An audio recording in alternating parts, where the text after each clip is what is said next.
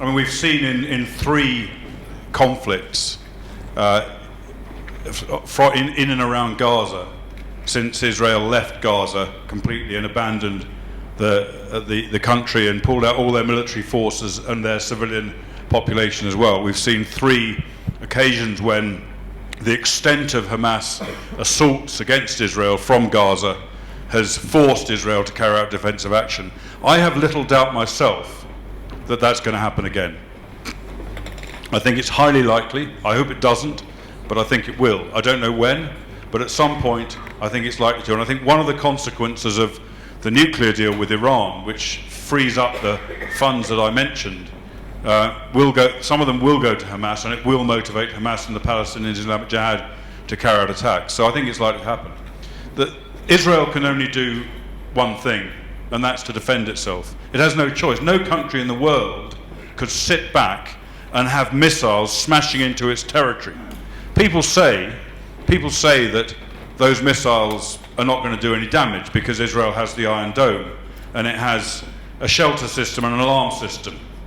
But that's not the case. You can't assume that no missiles are going to get through. I was in a house in Ashkelon last summer which took a direct hit from a Hamas missile, and only very narrowly, the house was almost destroyed, and only very narrowly avoid killing the daughter of the family who was in that house. So it's a very dangerous situation. And not only that, but the whole of the economy is disrupted by missiles coming in and people having to take shelter.